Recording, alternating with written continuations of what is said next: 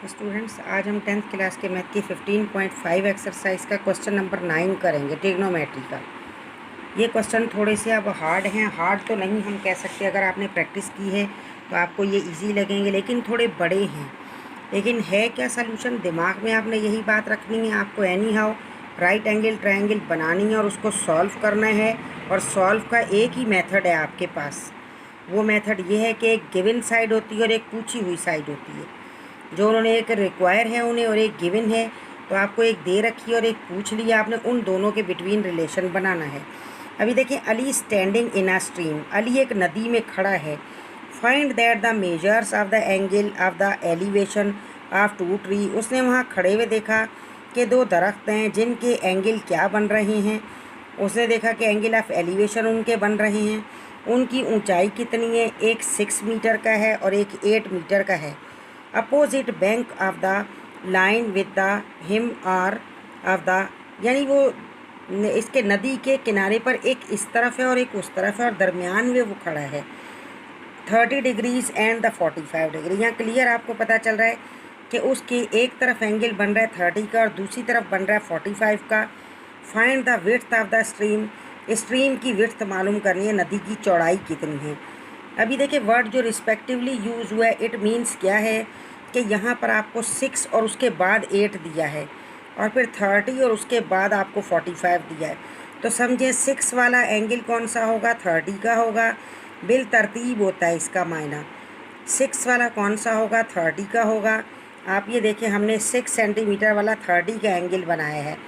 और दूसरा 45 वाला क्या होगा, 8 का होगा। ये देखिए, हमने 45 का बनाया, 8 वाला बनाया है। अब बात ये है कि हमने सबसे पहले देखें, ये एक नदी बना ली। नदी में ये अली है, दरमियान में खड़ा है। अली के दोनों साइड पर क्या हैं, उसे ट्रीज़ नज़र आ रहे हैं। ये ऊपर ट्री है, एक ये है, एक ये ट्री है। ये बड़ा ट्री है 8 मीटर का और यहाँ एंगल 45 का है। ये छोटा ट्री है 6 मीटर का और यहाँ एंगल 30 का है। अब आपको क्या करना है, इसकी विड्थ ऐसा मालूम नहीं होगी, बल्कि विड्थ मालूम करने के लिए ये हमारे पास गिवन नहीं है, पूछी है साइड, तो हम इसे एक्स सपोज कर लेंगे और इसे भी एक्स सपोज कर लेंगे। आपके टीचर की मर्ज़ी, इसे एक्स सपोज करे और इसे वाई सपोज करे, या दोनों को एक्स सपोज करे, इससे कोई प्रॉब्लम नहीं है। वो जो भी सपोज करें, लास्ट में इन दोनों को उन्हें प्लस करना है। तो लिहाजा ये देखिए, पूरी हमने विड्थ बता रखी है कि स्ट्रीम की पूरी विड्थ क्या है, एक ये एक्स है और एक ये एक्स, तो एक्स प्लस एक्स क्या होगी, स्ट्रीम की विड्थ है। अब सपोज़ हम क्या करेंगे, हम अगर एंगल 45 को पहले सॉल्व करते हैं तो आप समझ लेंगे 30 नहीं है आपके पास। अभी आप सिर्फ अगर 45 को सॉल्व करते हैं तो आप ये देखें, आपके पास ये गिवन साइड है और ये क्या रिक्वायर्ड साइड है, ये पूछी हुई है, ये दी गई साइड है। थीटा की अपोजिट साइड क्या होता है, परपेंडिकुलर, और एडजेसेंट साइड परपेंडिकुलर की बेस होती है। यानी थीटा के मुखालिफ ज़िला, थीटा के सामने वाला ज़िला अमूद कहलाता है, अमूद के बराबर वाला ज़िला कायदा कहलाता है। इसके बाद क्या, इन दोनों के बिटवीन रिलेशन बनेगा। और जब हम ये देखेंगे कि 45 को कर लिया सॉल्व, तो हम ऐसा करके फिर 30 को भी इसी तरीके से सॉल्व करेंगे। 30 में भी यही है, ये 30 है तो इसकी अपोजिट साइड क्या होगी, परपेंडिकुलर, और एडजेसेंट साइड परपेंडिकुलर की क्या बनेगी, बेस बनेगी। यानी थीटा के सामने वाला ज़िला अमूद होगा, अमूद के बराबर वाला ज़िला कायदा होगा। ये नेम देंगे तो इस हिसाब से देख लें आप, टेंजेंट लगेगा। अब क्या है, ये हमने कर लिया है क्वेश्चन, ताकि इजीली आराम से जल्दी हो जाए आपका काम। अभी देखिए, अगर हम 45 को सॉल्व कर रहे हैं तो हमें याद रखना है, इसका परपेंडिकुलर या अमूद 8 है और इसका बेस जो है वो x है और थीटा 45 है। तो हमने इन दोनों के दरमियान रिलेशन बनाने की कोशिश की, तो क्या रिलेशन बना, परपेंडिकुलर ओवर बेस, यानी अमूद बटा कायदा इज़ इक्वल क्या बन जाएगा। इस रेशो को देखेंगे हम तो ये रेशो बनेगा 10/45, 10 बनेगा। ये रेशो 10 है, हमने 10 लगा दिया और ट्रायंगल 45 की है। फिर हमने परपेंडिकुलर या अमूद की वैल्यू रख दी 8 है और बेस या कायदे की वैल्यू रख दी x है। अब हमें जिन चीज़ों की नीड है उसे निकाल के एक मरतबा रख लें आप, इनकी हमें नीड है। तो ये तो हमने सिर्फ थीटा लगाने की वजह से लिखा था नाम, ताकि हम 10 लगा सकें। अब ये हमारे क्वेश्चन को लेके आगे चलेंगे तो हमने देखें 10/45 भी लिखा, इक्वल 8/x भी लिख दिया है।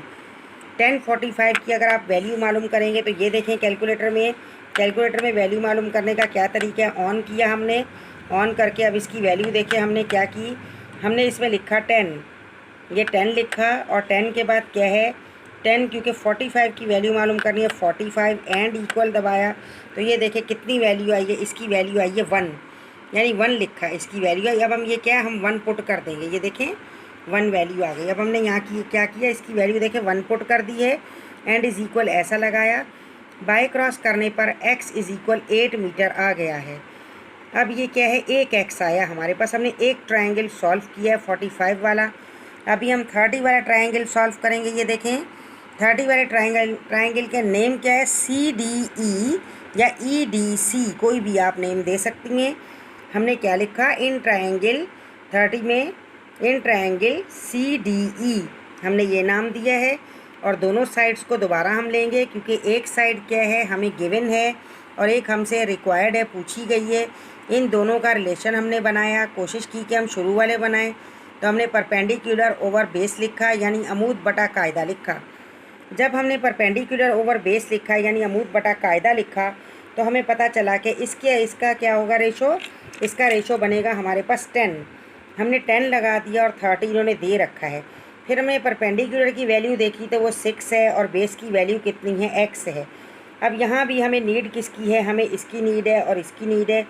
हमने इन दोनों को उठा के यहाँ रख दिया है। इसके बाद हमें 10 30 की वैल्यू चाहिए। तो ये देखिए हम क्या करेंगे, हम 10 30 की वैल्यू डालेंगे।